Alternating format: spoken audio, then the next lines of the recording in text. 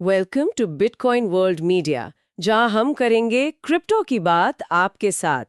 तो आज हम देख रहे हैं कि भारत में लाखों लोग क्रिप्टो में काफी दिलचस्पी ले रहे हैं। हाँ, ये तो है। काफी तेजी से बढ़ रहा है ये ट्रेंड। बिल्कुल, ये डिजिटल संपत्ति जो है निवेश का एक नया तरीका बन गई है, नहीं? हाँ, और इससे पोर्टफोलियो में मतलब वैरायटी लाने का और नई टेक्नोलॉजी से जुड़ने का भी मौका मिलता है लोगों को। सही कहा।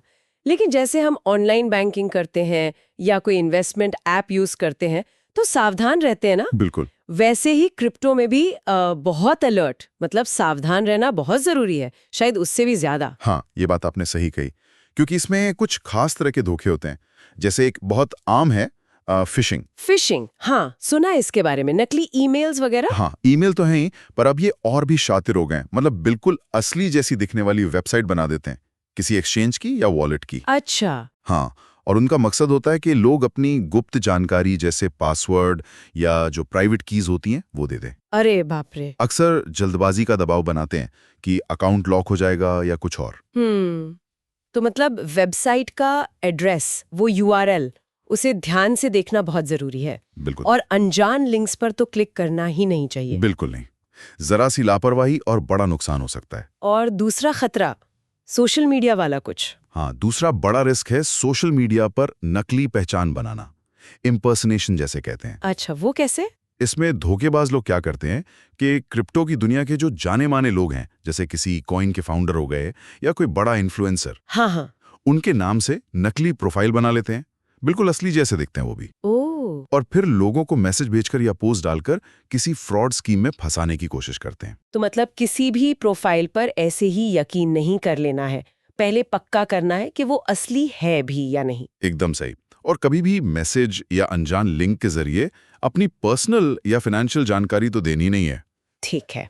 और एक और बात चल रही थी नकली आईसीओज की। हाँ, नकली आईसीओज यानी इनिशियल कॉइन ऑफरिंग्स, ये भी एक बड़ा जाल है। इसमें क्या होता है? इसमें नकली प्रोजेक्ट्स होते हैं। वेबसाइट बहुत शानदार दिखेगी, वादे बड़े बड़े होंगे कि जल्दी पैसा डबल ट्रिपल हो जाएगा। लुभावना लगता होगा। हाँ बिल्कुल, लेकिन असल में वो धोखा होता है। पैसा लगाने से पहले पूरी जांच पड़ताल बहुत जरूरी है। जैसे कि? क्या देखें? जैसे कि टीम असली है या नहीं, प्रोजेक्ट का प्लान क्या है, क्या वो वाकई में मुमकिन है, क्या किसी भरोसेमंद थर्ड पार्टी ने उसे ऑडिट किया है, ये सब देखना चाहिए। सही बात है। तो इतने सारे खतरे हैं, तो लोग खुद को ऑनलाइन सुरक्षित कैसे रख सकते हैं? कुछ आसान तरीके हैं? हाँ बिल्कुल हैं। कुछ बेसिक चीजें हैं जिनका ध्यान रखना चाहिए। एक तो अपने फोन, कंप्यूटर और एप्स को हमेशा अपडेट रखें। हाँ, वो अपडेट्स में सिक्योरिटी पैचेस होते हैं। बिल्कुल।